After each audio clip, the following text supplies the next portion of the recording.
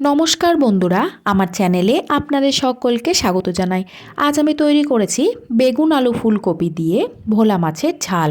আমি এখানে কিছুটা পরিমাণে ভোলা মাছ নিয়ে নিয়েছি।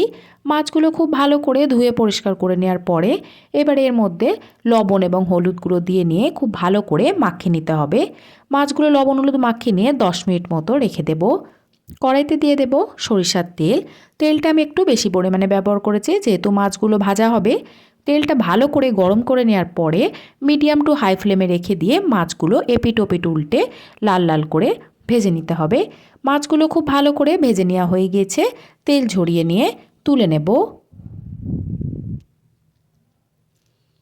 একে একে বাকি মাছগুলো ভেজে নেব।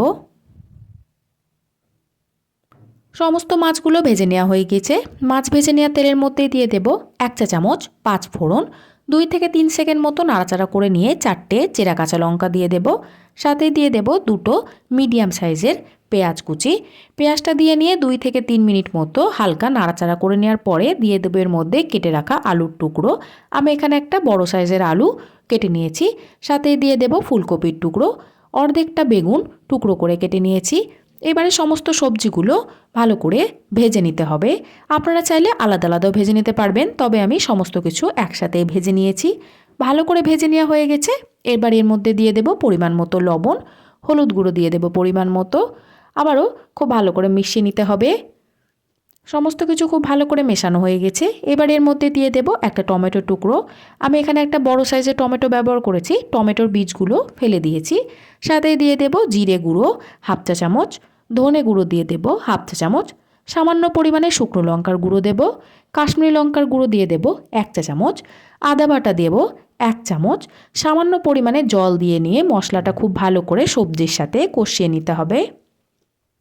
মিডিয়াম টু হাই ফ্লেমে রেখে দিয়ে খুব ভালো করে মশলাটা কষিয়ে নেওয়ার পরে দিয়ে দেব 1 গ্লাস মতো জল। জলটা দিয়ে নিয়ে ভালো করে নাড়াচাড়া করে নেওয়ার পরে হাই ফ্লেমে দিয়ে খুব ভালো করে ফুটিয়ে নিতে হবে। মিডিয়াম টু হাই ফ্লেমে ঢাকা দিয়ে সমস্ত সবজিগুলো সেদ্ধ করে নেব। ঢাকা খুলে দেখে নেব। আরও একবার নাড়াচাড়া করে নেব। সবজিগুলো সমস্তটাই সেদ্ধ হয়ে এসেছে। এই মুহূর্তে আমি ভেজে রাখা মাছগুলো দিয়ে দেব। আলতো হাতে ভালো করে নাড়াচাড়া করে মিশিয়ে নিতে হবে।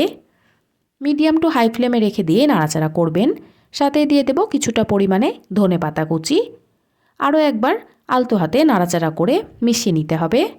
লো ফ্লেমে রেখে দিয়ে 5 মিনিট মতো ফুটিয়ে নিলেই ফুলকপি আলু বেগুন দিয়ে ভোলা মাছের ঝাল একদম তৈরি।